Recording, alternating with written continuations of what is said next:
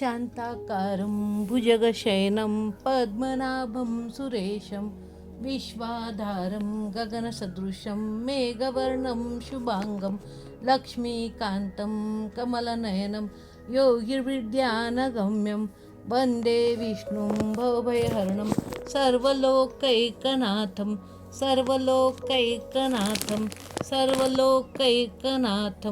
गोपाल कृष्ण भगवान की जय. अधिक मास महात्म्य अध्याय 7. संक्षिप्त. श्री गणेशाय नमः.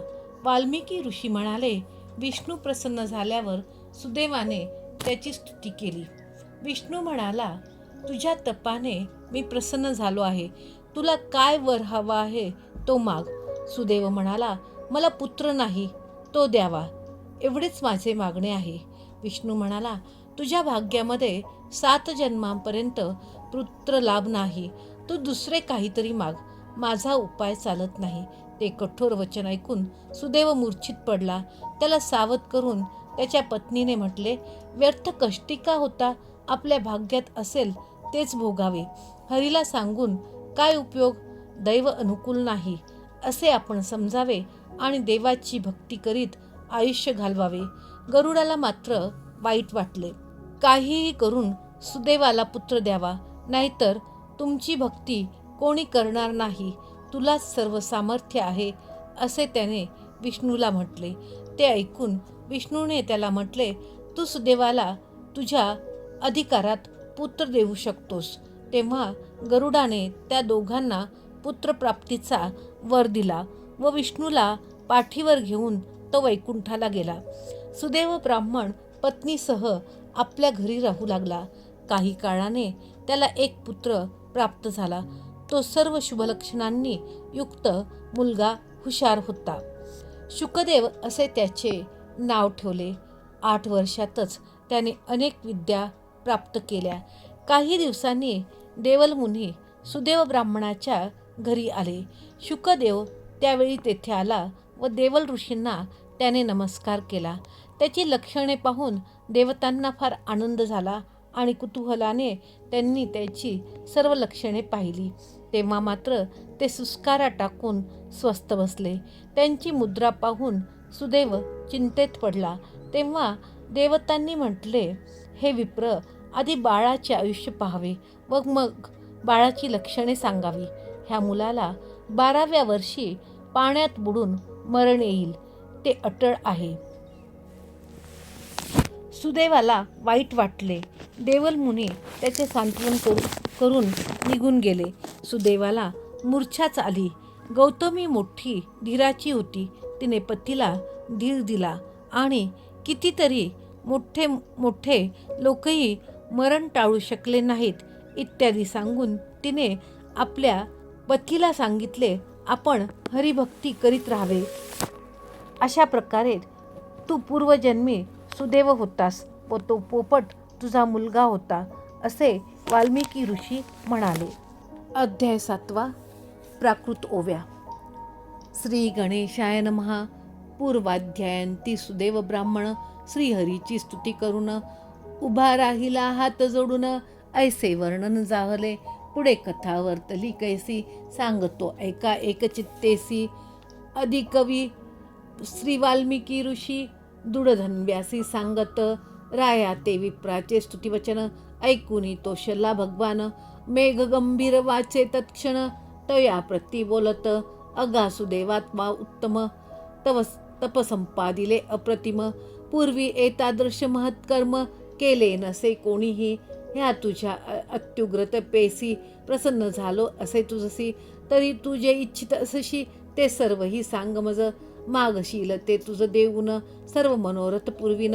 वत्सा तू महाभाग्यवान म्हणून दर्शन दिदले, ऐसी हरीची ऐकुनी वाणी. सुदैव म्हणे गार माझ्यानी, दयासागर कैवल्यदानी. जरी का प्रसन्न झालास तरी तू मज सत्पुत्र देई, राज्याधिक अन्य नको काही. पुत्रे विण शून्य सर्वही, गृहादी नाही मज रुचत. ऐसे विप्राचे ऐकुनी भाषण, श्रीहरी बोले तया लागून. अगावत्सात न याविन, घेई मागून पाहिजे ते. पुत्रा वाचून जे का आणिक, अदेयतेही देईन सकळीक. विधात्रे तुझला पुत्र सुख निर्मियले नसेची. तव भाळीची अक्षरे समस्त वाचून पाहिली तो तयात. तुझ पुत्र सुख सप्तजन्मात नाही ऐसे स्पष्ट असे. यास्तव तू न मागे नंदन. तुझ पुत्र सुख नाही जाण.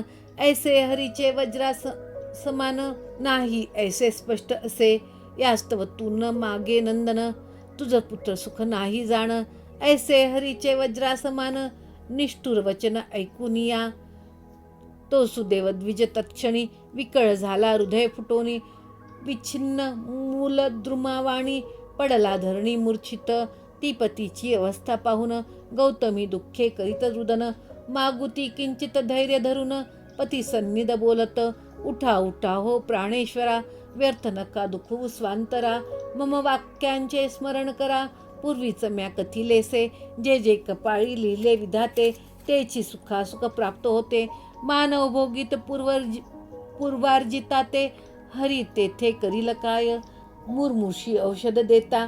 जेवी निष्फळ होय तत्वता. तेवीच अभाग्याचे सर्वथा उद्योग निष्फळ होतात. जयाचे दैव अनुकूल नाही. तयाचे व्यर्थ होते सर्वही. यज्ञ तप दानादिकाहुनी श्रीहरी सेवा श्रेष्ठ असे. ऐसे बोलती देव सकळ. परी तिजहुनीही दैव प्रबळ. सूर्यापुढे खद्योत विकळ. तैसी सेवा दैवापुढे.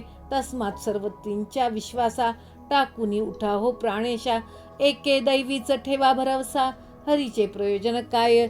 ऐसे तीव्र शोक संयुक्त. गौतमीचे ऐकून भाषित. वैनतेय शोभे कापत.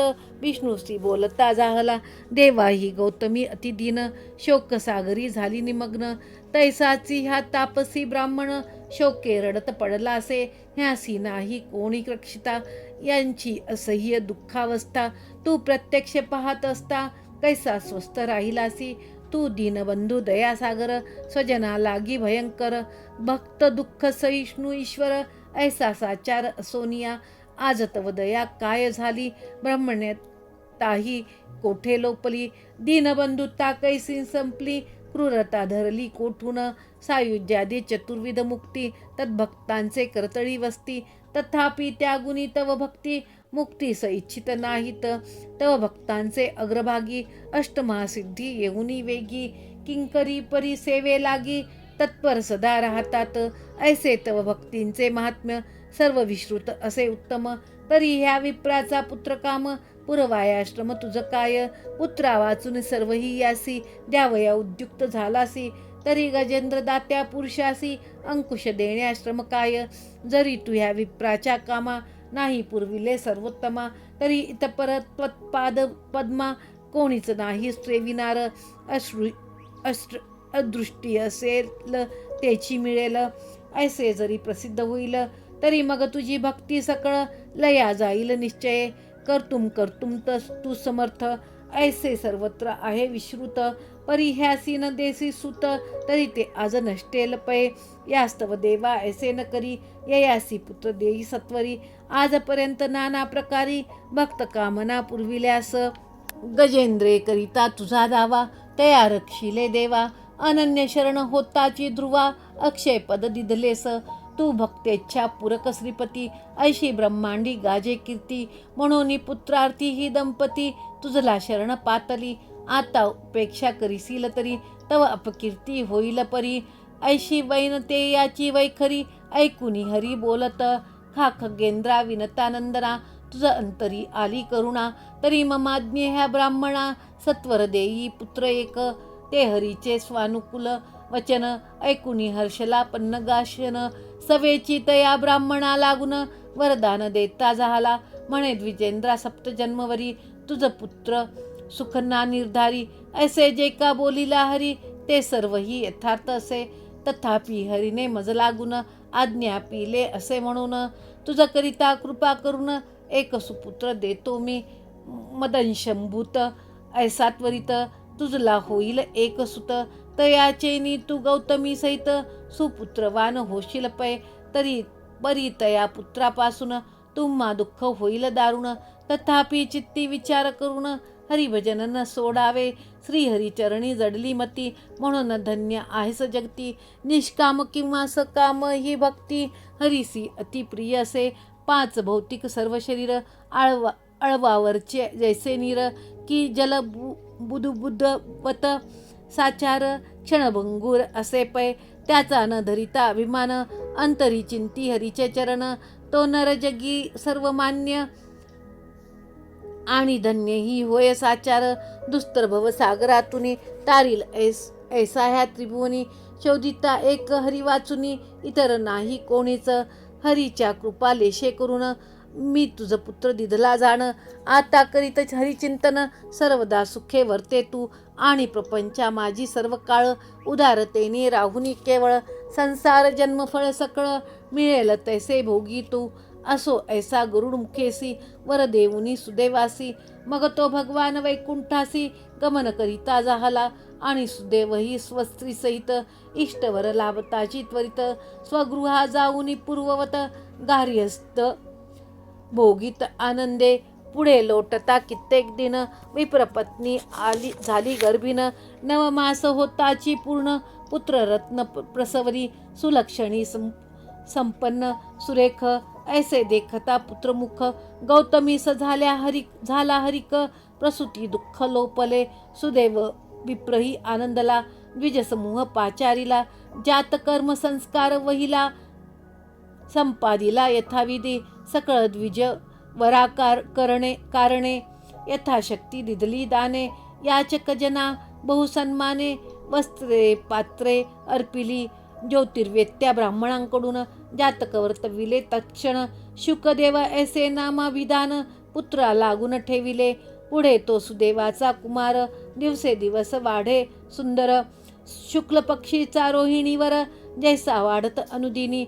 पक्ष मास ऋतू अयन, जैसे होय कालक्रमण. तैसे तैसे सद्गुणगण, अंगी भरत बाळकाचे. बाळ क्रीडा अनेक रीती, करीत असे दिवसा राती. पाहून या पित्याचे चित्ती, आनंद अति होतसे. 80 वर्षे लोटली 7, 8वे वर्ष होता प्राप्त. सुदेवसुताच्या उपनयनार्थ, हर्षे उद्युक्त जाहला. द्विजवरांसी पाचारून, आदी केले पुण्याह वाचन. सुमुहूर्ती यथाविधान, मौंजी बंधन संपादिले. गायत्री मंत्र उपदेशिला, शुकदेव ब्रह्मचारी झाला. सूर्यापरी तेजे आगळा, शोभू लागला तत्काळ. मग माता पितरांसी वंदून, आरंभिले वेदाध्ययन. स्वबुद्धीने गुरु लागून, तो शवित सर्वदा.